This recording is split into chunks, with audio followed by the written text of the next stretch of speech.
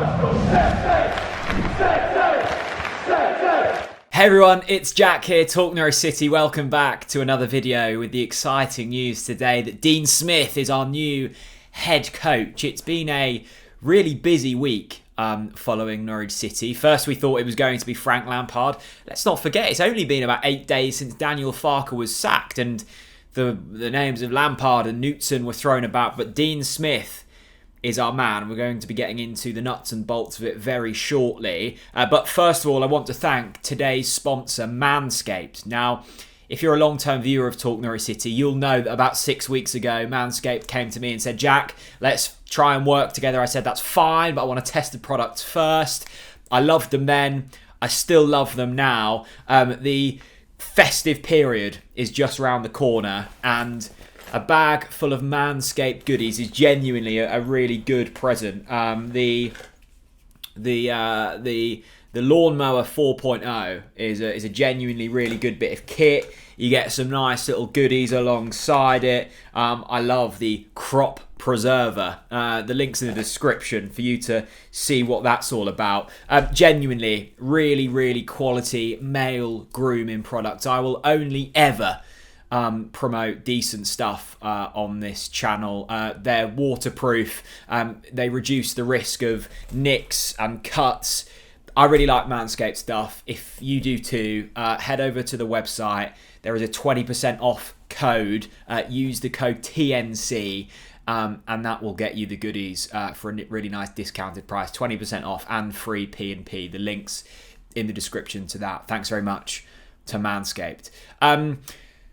Dean Smith, really interesting appointment and one I'm really excited about. And it's been interesting seeing the perception of Dean Smith kind of change with Norwich City fans over the past 3 days or so, because it looked very likely that Frank Lampard was going to become our new head coach. And I think the appeal of Frank Lampard is the name, is the kind of razzmatazz that comes with it. And the media just went wild, and it shows like what it must be like supporting a massive club in a Chelsea or a Liverpool or a Manchester United, because anything that happened regarding Frank Lampard was just reported so heavily. Like we had Sky and BBC and ITV on the phone.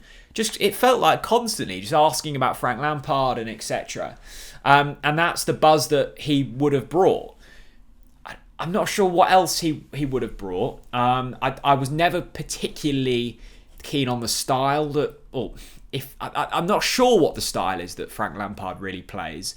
I never really saw a theme throughout his time at Derby nor Chelsea. But I think Dean Smith does have something. He often operates in a 4-3-3 or a 4-3-2-1. That's a big selling point because I think Norwich City recruited to play in that style. It was something that Daniel Farke played quite a lot. Maybe not so much towards the end of his reign, but it feels like we've got the players to operate in that model. I really like the fact that Stuart Webber was keen on Dean Smith back in the days when Webber was at Huddersfield. He wanted to appoint Dean Smith back then, so he's obviously kept him on the radar. And I like what Dean Smith's done at Walsall, Brentford and Aston Villa. It seems as if this is a man who doesn't mind the project, doesn't mind getting stuck in and is in it for the long run. And I think there is a good chance that Norwich City could still get relegated this season. Now, we have more of a chance of survival than I think we would have done under Daniel Farke, but we're 5 points adrift in an incredibly difficult league. Like, it's very likely that Norwich City will be playing Championship football next season. And I feel confident that Dean Smith would be willing to take on that challenge to get us back to the Premier League. I think a really good litmus test for new managers is what fans of their former clubs say. And I know a lot of Aston Villa fans, I know a few Brentford fans, they speak very highly of him. I don't know any Walsall fans personally, but what I've read from them is all positive. And also the people that have interacted with Dean Smith seem incredibly fond. I know that Grant Holt has worked with Dean Smith before. I know that Simon Thomas has worked with Dean Smith before in media and footballing kind of landscapes. Both speak incredibly highly of him. I'm a big fan of Michael Calvin, the author, And Michael said, "Morning, Norwich City fans. You've made an ideal choice in Dean Smith as a new manager, a builder, teacher, and innovator. And as someone who has read of his compassion towards Martin Ling in the opening chapter of Living on the Volcano, a thoroughly decent human being." Now, this is a man in Michael Calvin who has spoke to some of the biggest names in football, and he's saying that Dean Smith is a good person. Now, that doesn't necessarily translate to being a good football head coach, but I think we have got someone in Dean Smith that's an incredibly astute head coach. I think the work he done at Aston Villa can't be overlooked. And I must admit, I'm incredibly surprised that Villa fans are speaking so highly of him, considering the fact that they've just lost 5 games in a row. Often in football, you get huge amounts of recency bias, where it's quite hard to forget the work that's been done if the recent work has been poor. That's not the case at Aston Villa. They still rate him really highly. We've got Dan Bardell from the Villa View coming on tomorrow to chat about his experiences with Dean Smith, and he's a big fan of him. And it's incredibly telling that Stuart Webber has always said when he's recruiting players or staff, he's often looking away from kind of on the pitch or in the dugout credentials. Like, what are they like as a person? Are they well-rounded? And I think they've got that in Dean Smith. Stuart Webber is an incredibly well-read and takes self-development very seriously, and I think we've got someone in Dean Smith like that. I was reading an article on The Athletic regarding Dean Smith as well, and I think that fact of pulling together is something that Dean Smith takes incredibly seriously. There was a lot of work that he did throughout the lockdowns to keep that Villa side together, kept them in the Premier League, and has looked to kick on. Maybe it hasn't quite happened this season, but I think there's some underlying issues there. They lost their best player in Jack Grealish. We know just how tough it is to lose a player that's incredibly pivotal. We lost Buendia, they lost Grealish. That's difficult, bedding in new players. So I like the look of this, I really do. And Dean Smith has a really tough project on his hands. As I say, 5 points adrift at the bottom of the table. It's not going to be easy. But what we do have is a month of fixtures that look favourable on paper. Southampton, Wolves, Newcastle, all within the next month.